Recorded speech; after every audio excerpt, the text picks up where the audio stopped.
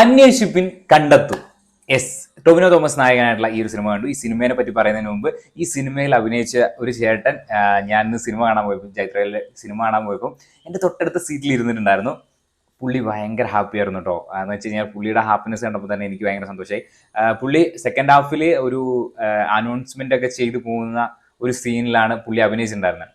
അപ്പം പുള്ളി മൂവാറ്റുപുഴക്കാരനായിട്ടാണ്. വയനാട്ടിൽ എന്തോ ആവശ്യത്തിന് വന്നപ്പോൾ ഈ തിയേറ്ററിൽ വന്ന് ഈ ഒരു സിനിമ കാണുന്നത്. പക്ഷേ ആ സിനിമയിൽ അഭിനയിച്ച ഒരു വ്യക്തി നമ്മുടെ ഇവിടെ ഇരിക്കുന്നു. അദ്ദേഹത്തിന് ഉണ്ടാകുന്ന ഒരു സന്തോഷം, അദ്ദേഹത്തിനെ ബിഗ് സ്ക്രീനിൽ കാണുമ്പോൾ അദ്ദേഹത്തിന് കിട്ടുന്ന സന്തോഷമില്ലേ, ശരിക്കും ഞാൻ തിയേറ്ററിൽ ഇരുന്ന് അനുഭവിച്ചു എന്നുള്ളതാണ് കേട്ടോ. അപ്പം നമുക്കറിയില്ലല്ലോ, നമുക്ക് ആദ്യം ഒന്നും അറിയില്ല. പിന്നെ പുള്ളി തന്നെ പറഞ്ഞിട്ടുണ്ടായിരുന്നു, ഞാൻ ഈ സിനിമയിൽ ചെറിയൊരു വേഷം ചെയ്തിട്ടുണ്ടെന്ന് പറയുന്നത്. കുറച്ച് സമയത്തേ ഉള്ളൂ, ഒരു ജീപ്പിൽ ഇങ്ങനെ അനൗൺസ്മെന്റ് ചെയ്തു പോകുന്നത്. പക്ഷെ ആ പുള്ളീനെ തിയേറ്ററിൽ കണ്ടപ്പോൾ മീൻസ് പുള്ളിക്ക് ഭയങ്കര സന്തോഷം, നമുക്കും ഭയങ്കര സന്തോഷം. അടുത്തിരിക്കുന്ന ചേട്ടൻ സിനിമ അതവിടെ കാണുന്നതുള്ള ഒരു സന്തോഷം, നമ്മൾ മെയിൻ സ്ക്രീനിലുള്ള ആൾക്കാരെ നേരിട്ട് അങ്ങനെ കാണാത്തതുകൊണ്ട് ഉള്ള ഒരു സന്തോഷം. സോ അതെന്തായാലും ഇതിനു മുന്നേ പറഞ്ഞാൽ ഇനി നമുക്ക് സിനിമയുടെ റിവ്യൂവും കാര്യങ്ങളിലേക്കൊക്കെ പോവാം. അന്വേഷിപ്പിൻ കണ്ടെത്തും എന്ന് പറയുന്ന സിനിമയിലേക്ക് പോവുകയാണെങ്കിൽ ഒരു ഇൻവെസ്റ്റിഗേഷൻ ത്രില്ലർ ജേണറിൽ വരുന്ന ഒരു സിനിമയാണ് അന്വേഷിപ്പിൻ കണ്ടത്. വളരെ ബ്യൂട്ടിഫുൾ ആയിട്ട് പോർട്രേ ചെയ്ത് വെച്ചിട്ടുള്ള ഒരു സിനിമ. എനിക്ക് പൊതുവേ ഇൻവെസ്റ്റിഗേഷൻ ത്രില്ലറുകളും അതുപോലെ തന്നെ ഡിറ്റക്റ്റീവ് അങ്ങനത്തെ സംഭവങ്ങളൊക്കെ വളരെ വളരെ ഇഷ്ടപ്പെട്ടൊരു സംഭവമാണ്. സോ അതുകൊണ്ട് തന്നെ ഈ സിനിമ എനിക്ക് ഭയങ്കരമായിട്ട് ഇഷ്ടമായി ഗൈസ്. ഇനി നമുക്ക് സിനിമയുടെ കുറച്ച് കാര്യങ്ങളിലേക്ക് പോവാം. പഴയ കാലഘട്ടത്തിലുള്ള ഒരു കേസ് അന്വേഷണ കാര്യങ്ങളിലാണ് ഈ സിനിമ കാഴ്ചവെച്ചിരിക്കുന്നത്. ഫസ്റ്റ് ഹാഫും സെക്കൻഡ് ഹാഫും 2 കേസ് അന്വേഷണമാണ് ഈ സിനിമയിൽ പ്രയോറിറ്റി ആയിട്ട് കാണിച്ചിരിക്കുന്നത്. വളരെ നീറ്റായിട്ട് വളരെ വൃത്തിയിൽ ആ ഒരു സിനിമ അതിൽ ചെയ്തു വെച്ചിട്ടുണ്ട്. പിന്നെ പഴയ കാലഘട്ടമാണ്, അതായത് ഇതിൽ പഴയ കാലഘട്ടം മീൻസ് ആ പഴയ കാലഘട്ടത്തിൽ നമ്മൾ അങ്ങനെ കേസുകൾ തെളിയിക്കുന്ന ഒരു സംഭവം എന്നുള്ള രീതിയിലായിരിക്കും. പിന്നെ ആ കേസുകളിലൊക്കെ കുറേ ലൂപ്പ് ഹോൾ എന്ന് വെച്ചാൽ ഇപ്പോഴത്തെ കാലഘട്ടത്തിലാണെങ്കിൽ ഇങ്ങനത്തെ കൊലപാതകങ്ങൾ കാര്യങ്ങളെന്ന് വെച്ചാൽ CCTV അങ്ങനത്തെ കുറേ കാര്യങ്ങൾ ഉള്ളതുകൊണ്ട് പഴയ കാലഘട്ടത്തിൽ ഇതൊന്നും ഇല്ലാത്തതുകൊണ്ട് ആ ഭയങ്കര ടഫാണ് അങ്ങനത്തെ കേസുകളും കാര്യങ്ങളൊക്കെ തെളിയിക്കാൻ. അപ്പം അവരുടെ ലോജിക്കുകളും കാര്യങ്ങളൊക്കെ യൂസ് ചെയ്ത് വേണം ഈ ഒരു സംഭവം തെളിയിക്കാൻ. അപ്പം അതാണ് ആ ഒരു സിനിമയിൽ അതിനകത്ത് കാണിച്ചിട്ടുള്ളത്. സിനിമ എനിക്ക് ഭയങ്കര, എന്നെ സംബന്ധിച്ചിടത്തോളം എന്നെ ഒരു ഇത് സംബന്ധിച്ചിടത്തോളം എനിക്ക് ഇഷ്ടപ്പെട്ടു. പിന്നെ ത്രില്ലർ എന്ന് പറയുമ്പോൾ തന്നെ ഇൻവെസ്റ്റിഗേഷൻ ത്രില്ലറാണ്, അല്ലാതെ ഇപ്പം സൈക്കോപാത്ത് അങ്ങനെ ഒരു കില്ലർ അവരെ പിടിക്കാൻ അങ്ങനത്തെ ഒരു സംഭവമായിട്ട് ഈ ഒരു സിനിമയെ കണക്കാക്കുകയോ വേണ്ട. ഇത് കംപ്ലീറ്റ്ലി ഡിഫറെൻ്റ് ആണ്. ഇതൊരു പഴയ കാലഘട്ടത്തിൽ നടക്കുന്ന സിനിമ എന്ന് പറയുന്നതുകൊണ്ട് തന്നെ ഇത് കംപ്ലീറ്റ്ലി ഒരു ഡിഫറെൻ്റ് ആയിട്ടുള്ള സംഭവമാണ്. Mic off I guys. അപ്പം ഞാൻ ഇനി പറയുന്നത് നിങ്ങൾക്ക് ഇതിൽ തന്നെ കേൾക്കാം. അതാണ് സിനിമയുടെ ഒരു ഔട്ട്ലുക്ക് എന്ന് പറയുന്നത്. സിനിമയിൽ ടൊവിനോ തോമസിന്റെ നായിക ഇല്ല, പക്ഷേ മീൻസ് സിനിമയിൽ ടൊവിനോ തോമസിന് പ്രണയമില്ല, അതായത് നായകനാണല്ലോ പ്രണയവും ആരെങ്കിലും അങ്ങനത്തെ സംഭവങ്ങളൊന്നും ഇതിലില്ല.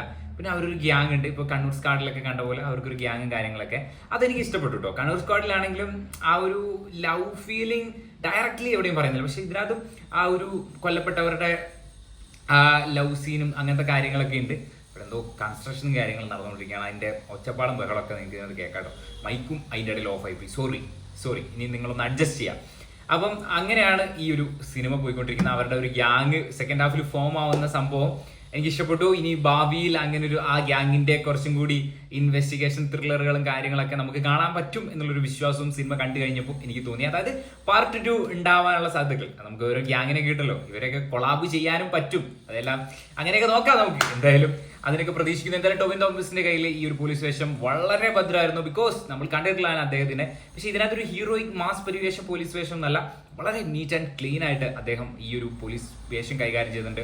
ആ ഒരു കാലഘട്ടത്തിൽ എങ്ങനെയായിരുന്നു പോലീസ്, നമ്മൾ ആ കാലഘട്ടത്തിൽ ജീവിച്ചില്ലെങ്കിലും നമ്മളുടെ ഒരു ധാരണകളിലൊക്കെയുള്ള പണ്ട് സിനിമകളിലൊക്കെ ഉണ്ടല്ലേ, അതേപോലെ ഇതിൽ പോലീസിനെ പോർട്രേ ചെയ്ത് വെച്ചിട്ടുണ്ട്. അടിപൊളിയായിട്ടുണ്ട്. പിന്നെ വില്ലന്മാരുടെ ആ ഒരു സംഭവം എന്നൊക്കെ ചോദിച്ചു കഴിഞ്ഞാൽ ഓക്കെ, മീൻസ് ഇതിന് വില്ലനും വലിയൊരു മാസ് വില്ലൻ അങ്ങനെ ഒരു സംഭവമല്ല, പക്ഷെ ഇതിൽ അൾട്ടിമേറ്റ്ലി ആ കേസിനും ആ കേസ് അന്വേഷിക്കുന്ന അവരുടെ ആ ഒരു ഇതിനും ആണ് പ്രാധാന്യം കൊടുത്തിരിക്കുന്നത്. എന്തായാലും വളരെ നല്ല രീതിയിൽ ചെയ്തിട്ടുണ്ട്. ഇത് OTT വരുന്നതിന് മുമ്പ് നിങ്ങൾ തിയേറ്ററിൽ പോയിട്ട് കാണുക. മീൻസ് ഇത് നിങ്ങൾക്ക് തിയേറ്ററിൽ പോയി കണ്ടു കഴിഞ്ഞാൽ ആ ഒരു എക്സ്പീരിയൻസ്, അതായത് തിയേറ്ററിൽ കാണുന്നതിൻ്റെ ഒരു എക്സ്പീരിയൻസിൽ സിനിമ നമ്മളെ മനസ്സിലിങ്ങനെ തങ്ങി നിന്ന് പോകുന്ന ഒരു സംഭവം കിട്ടും. അതുകൊണ്ടാണ് തിയേറ്ററിൽ തന്നെ പോയി കാണാൻ പറയുന്നത്. സിനിമ എന്തായാലും കൊള്ളാം, എനിക്ക് ഇഷ്ടപ്പെട്ടു. പിന്നെ ഓരോരുത്തർക്കും ഓരോ ഒപ്പീനിയൻ, ഓരോ പെർസ്പെക്റ്റീവ് ആണല്ലോ. അപ്പം ഫസ്റ്റ് ഹാഫ് ഒരു കേസ് അന്വേഷണം, സെക്കൻഡ് ഹാഫ് വേറൊരു കേസ് അന്വേഷണം. പിന്നെ ഈ ഒരു ഇവരുടെ കേസ് അന്വേഷണത്തിന് ഒരു പ്രത്യേകതയുണ്ട്. ഇവരുടെ കേസ് അന്വേഷണം അത് ഞാൻ പറയുന്നില്ല, അത് നിങ്ങൾ സിനിമ കണ്ടിട്ട് നിങ്ങൾ തന്നെ വിലയിരുത്തേണ്ട അല്ലെങ്കിൽ നിങ്ങൾ തന്നെ അറിയേണ്ട ഒരു സംഭവമാണ്. എല്ലാം പറഞ്ഞു കഴിഞ്ഞാൽ നിങ്ങൾക്ക് സിനിമ കാണാൻ ഒരു ഇൻട്രസ്റ്റ് ഉണ്ടാവില്ലല്ലോ. അപ്പം അന്വേഷിപ്പിൻ കണ്ടെത്തും എനിക്ക് സിനിമ ഇഷ്ടപ്പെട്ടു.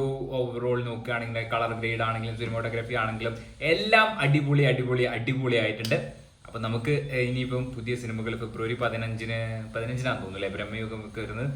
ഓക്കെ, നമുക്ക് കുറേ സിനിമകൾ ഫെബ്രുവരിയിൽ വരുന്നുണ്ട്. ഫെബ്രുവരിയിൽ വരുന്ന സിനിമകളൊക്കെ വളരെ ബ്യൂട്ടിഫുൾ ആയിട്ടുണ്ട്.